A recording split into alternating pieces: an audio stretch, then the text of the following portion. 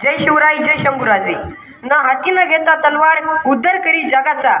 ज्या काळात संपूर्ण विश्वामध्ये हिंसा, अशांती, अधर्म यांचा प्रचंड विस्तव माजला होता, त्या काळात संपूर्ण विश्वाला शांतीचा महान संदेश देणारे तथागत गौतम बुद्ध, ज्यांच्या खुशीत हिंदवी स्वराज्याचे सुवर्ण स्वप्न साकार झाले, त्या राष्ट्रमाता स्वराज्य संकल्पिका माँसाहेब जिजाऊ या महाराष्ट्राच्या मातीत जन्माला आलेल्या प्रत्येक मावळा उभा राहिला तरच स्वराज्य उभं राहील, ही संकल्पना महाराष्ट्राच्या तळागाळात पोहोचवणारे स्वराज्य संकल्पक श्री शहाजीराजे भोसले आणि ज्या महान पुरुषांनी हे स्वराज्याचं देखणं स्वप्न साकार केलं, प्रत्यक्षात उतरवलं, प्रत्येक महाराष्ट्राच्या कणाकणात आणि प्रत्येक महाराष्ट्रीयाच्या मनमनात हे सुवर्ण स्वप्न दंडवलं आहे, ते असे क्षत्रिय कुलावतंस राजे श्री छत्रपती शिवाजी महाराज।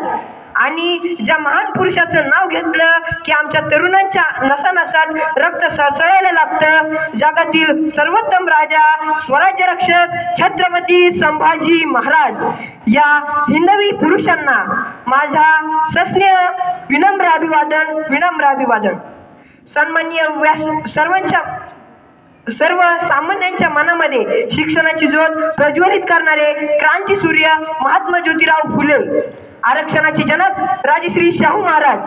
खरं कसा असेल तो काळ, ते म्हणतात ना, एखादी रात्र जर जास्त काळोखी असेल तर येणारा सूर्य तितकाच तेजस्वी आणि प्रखरदायी असतो।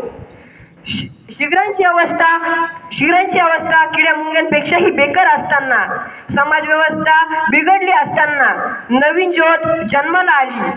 स्वतंत्र भारताचे पहिले कायदेमंत्री, भारतीय संविधानाचे जनक, देशाचे रत्न, भारतरत्न डॉक्टर बाबासाहेब आंबेडकर अशा या महान पुरुषांना मी प्रथमतः विनम्र अभिवादन करतो। सन्माननीय व्यासपीठावरती उपस्थित असलेले सर्व शिक्षक, माझ्यासमोर बसलेल्या माझ्या मित्रांनो, इथे उपस्थित असलेल्या जिजाऊ सावित्रीच्या लेकींनो, सर्व शाहू फुले आंबेडकर यांच्या विचारकांनो, उपस्थित सर्व छत्रपती शिवाजी महाराज व छत्रपती संभाजी महाराज यांच्या मर्दमावळ्यांनो, उपस्थित सर्व मान्यवरांना मी साहिल जाधव सर्वप्रथम सस्नेह नमस्कार करतो। जय जिजाऊ, जय शिवराय, जय शंभूराजे आणि जय भीम आणि जय संविधान। माझ्या घरामध्ये महान पुरुषांचे फोटो लावलेले आहेत। मी डॉक्टर बाबासाहेब आंबेडकर यांच्या फोटोकडे बघितलं आणि मला एक प्रश्न उभा राहिला की डॉक्टर बाबासाहेब आंबेडकर ते डॉक्टर होते, तर ते कशाचे डॉक्टर होते? मग थोडं पुस्तक वाचलं, ते पुस्तकाचं नाव होतं दलितांचे बाबा डॉक्टर आंबेडकर। मग तिथे दिलं होतं, जर तू एखाद्या विषयामध्ये यश संपादन केलं, जर तू भरपूर शिकलास तर तुझ्या नावापुढे डॉक्टर ही पदवी लागेल। पण माझ्या मनात एक वेगळं उत्तर होतं, मला डॉक्टर म्हणजे समजलेलं उत्तर, माझ्या मनातलं ते वेगळं उत्तर होतं, ते मी आता तुम्हाला सांगतो। जो ढवळे कपडे परिधान करतो, गळ्यामध्ये स्टेथोस्कोप लावतो, लोकांची इलाज करतो, लोकांचे आजार दूर करतो, त्याला डॉक्टर म्हणतात। पण एका ठिकाणी एका वक्त्याने सांगितलेलं होतं की आता ते डॉक्टर बाबासाहेब आंबेडकरांविषयी ते तुम्ही सर्वजण नीट ऐका। डॉक्टर बाबासाहेब आंबेडकर म्हणजे मुद्द्यालाही जिवंत करून अन्यायाविरुद्ध पेटवणारे डॉक्टर होते। डॉक्टर बाबासाहेब आंबेडकर म्हणजे या देशाला झालेला जातीय कॅन्सर व वळवळणाऱ्या किड्या कापून तो जातीय कॅन्सर बरे करणारे डॉक्टर बाबासाहेब आंबेडकर होते। मी डॉक्टर बाबासाहेब आंबेडकर यांच्याविषयी सांगतो, पटलं तर घ्या। डॉक्टर बाबासाहेब आंबेडकर म्हणजे धर्म मार्तदांच्या आणि वर्चस्व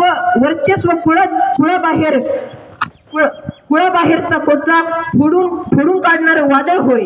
डॉक्टर बाबासाहेब आंबेडकर म्हणजे ढोंग्याच्या डोक्यावर आदळण्यासाठी सदैव तत्पर असलेली भीमगदा होय। डॉक्टर बाबासाहेब आंबेडकर म्हणजे जातीय भेदांवर आणि विषमतेवर सोडलेलं सुदर्शन चक्र होय।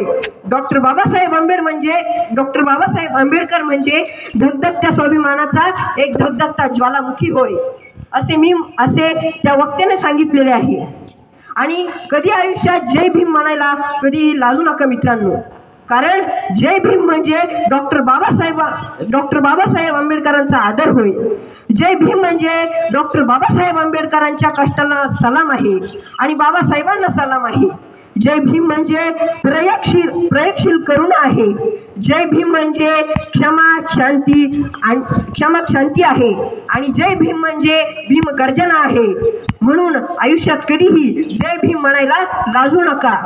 तुम्ही जर कधी संविधानाच्या पुस्तकावरती जर डॉक्टर बाबासाहेब आंबेडकरांचं चित्र जर निरखून पाहिलं असेल तर डॉक्टर बाबासाहेब आंबेडकरांच्या एका हातामध्ये संविधानाचं पुस्तक आहे आणि त्यांनी उजवा हात पुढे दाखवलेला आहे. ते जो हात दाखवतात तो हात कुठल्याही प्रकारची ते दिशा दर्शवत नाही. कुठल्याही प्रकारची दिशा दर्शवत नाही. बाबासाहेब आपल्याला समोरची बाजू दर्शवतात. का समोरची बाजू दर्शवत असतील? आपला भविष्य डॉक्टर बाबासाहेब आंबेडकर प्रयोगशील व्यक्तिमत्व होतं. डॉक्टर बाबासाहेब आंबेडकरांनी भारताच्या भविष्याचा विचार केला आणि ते आजही आपल्याला सांगत आहेत. तो पुढे हात केला आहे ना, त्याचं मी उत्तर सांगतो. पोरांनो, भविष्याकडे चला आणि पहिल्यांदा आपले भविष्य घडवा. आणि जर स्वतःचं भविष्य बनवायचं असेल तर पहिल्यांदा आपले धैर्य ठरवा. शंका दुःखात पडू नका. आणि पण आम्हाला याचीच खरी शोकांतिका वाटते की आम्ही जन्माला येतो, जीवन जगतो आणि कधीतरी मरून जातो, पण तरीही आम्हाला आमचे धैर्य ठरवता येत नाही. हीच खरीच मोठी शोकांतिका आहे बांधवांनो. तर जाता जाता मी एवढंच बोलतो की उशिरा का होईना पण आपले धैर्य ठरवा. एक सांगतो, एक घटनापती तर दुसरा शिवछत्रपती. धन्यवाद. जय शिवराय, जय शंभूराजे, जय भीम.